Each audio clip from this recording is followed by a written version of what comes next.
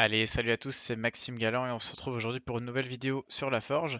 Et aujourd'hui, on va parler un petit peu de Photoshop. Donc, je vais vous faire une petite série de vidéos orientées pour les débutants. J'entends par là quand même les très débutants sur Photoshop. Et du coup, il y aura plusieurs petites vidéos séparées sur des sujets un peu différents.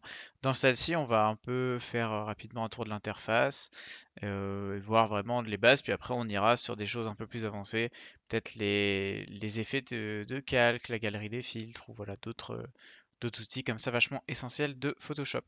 Donc Photoshop, donc distribué par Adobe, euh, déjà on va faire le tour de lui. Donc en haut on a un menu. Dans ce menu on va avoir des options comme vous voyez de fichiers, d'édition, etc. On va pas trop je vais pas les détailler forcément, mais ce sont des actions un peu essentielles qu'on peut également des fois retrouver soit sur des raccourcis clavier, enfin je veux dire les options qui sont là-haut, on peut les retrouver sur des raccourcis clavier ou parfois dans d'autres zones de l'interface. On va avoir, alors Photoshop est un peu sous forme de palette, vous voyez, en fait on peut détacher ici certains éléments et venir les snapper, donc ça c'est assez sympathique quand on veut un peu customiser tout ce qu'on a. À gauche on a un menu qui est super important, qui est un peu la zone des outils où on va retrouver en fait des tools, donc par exemple les outils de sélection, les pinceaux, ici hop, voilà, j'ai un pinceau, hop, alors je suis en train de peindre du blanc, mais voilà, les pinceaux, on va voir les gommes ici. Sachant que la plupart des outils qui sont à gauche, en fait, on va y accéder via des raccourcis. Et quand, normalement, enfin, ça va être un peu les raccourcis essentiels. Et quand vous passez votre souris en overlay, comme ça, vous avez le raccourci qui s'affiche. Par exemple, l'outil texte, vous voyez, c'est la touche T. T, hop, je peux laisser un texte. Et toujours en blanc, donc du coup, on voit rien, parce que c'est blanc sur blanc. Ensuite, on va avoir à droite ici la zone des calques. Donc c'est ici qu'on vient créer nos petits calques. Et c'est également ici qu'on va pouvoir tout simplement gérer la hiérarchie entre les différents, nos différents calques. Par exemple, si j'ai une image, hop, et si j'ai une deuxième image ici, hop, déjà vous voyez quand je drop une image dans Photoshop, je peux la déplacer.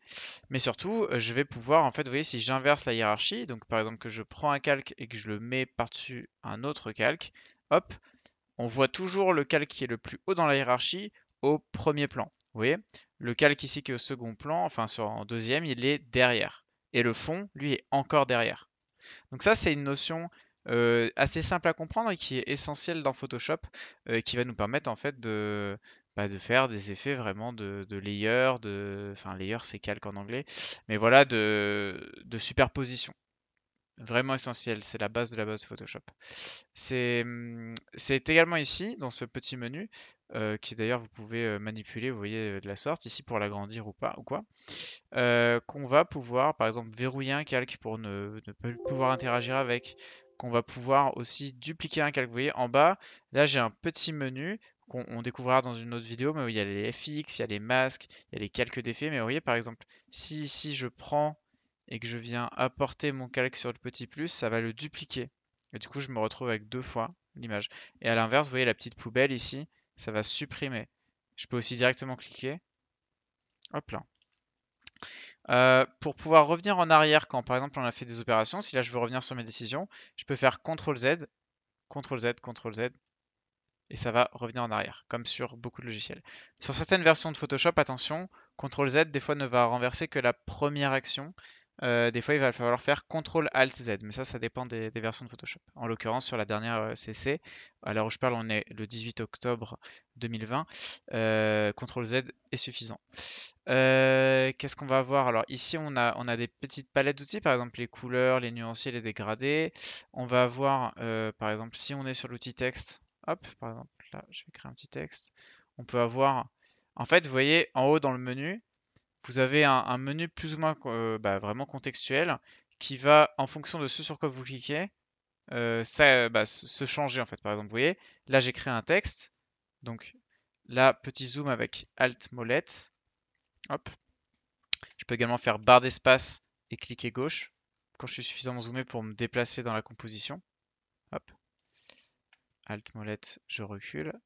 Mais si je sélectionne par exemple, je prends l'outil texte, je clique sur mon texte avec clic gauche, je peux éditer la typo, je peux changer est-ce qu'elle est grasse, est-ce qu'elle est légère ou quoi, je peux changer la taille. On a un raccourci qui est universel, qui est souvent utilisé, c'est CTRL A, ça sélectionne l'intégralité par exemple d'un bloc de texte, ou alors je peux le faire tout simplement à la main, vous voyez. Là je fais juste mon clic gauche, et je vais pouvoir après par exemple grossir le texte. Donc ça, c'est vraiment des outils de base. Vous voyez qu'en fait le menu là-haut change en fonction de l'outil. Par exemple si je passe en mode pinceau, hop, bah là j'ai des options qui sont relatives à mon pinceau.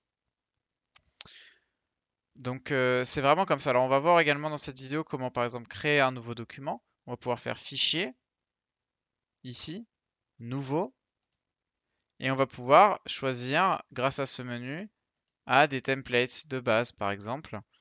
Vous voyez, modèle de base de l'impression, de la photographie, de l'illustration, du web, etc. Ce qui est important de comprendre ici, c'est ces deux petites boîtes. Donc on a largeur et hauteur. En gros, c'est la résolution. Donc quand je parlerai de résolution ou de pixels, pour qu'on comprenne bien tous de quoi je parle, en fait, vous voyez, 1920 par 1080, c'est-à-dire que si je zoome, si je zoome, si je zoome, vous voyez, ici, on a des petits carrés. Ça, ce sont les pixels. Et donc, chaque pixel a une couleur. Et du coup, la résolution, c'est le nombre de pixels qu'on va avoir en...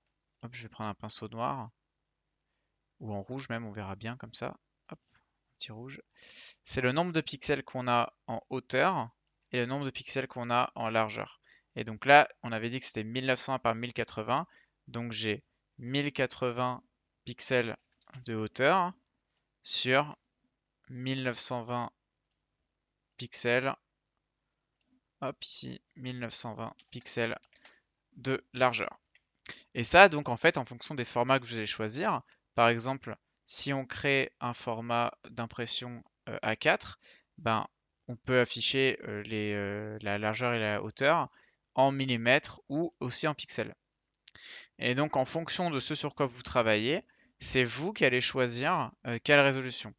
Des fois ce sera indiqué, des fois pas. Par exemple, une résolution classique d'écran, c'est 1920 par 1080p. Maintenant, en 2020, il commence à y avoir pas mal d'écrans 4K, et du coup, c'est encore une résolution différente. Vous voyez? Ça va évoluer avec le temps, et en fonction de l'époque à laquelle vous regardez cette vidéo, le standard a peut-être changé.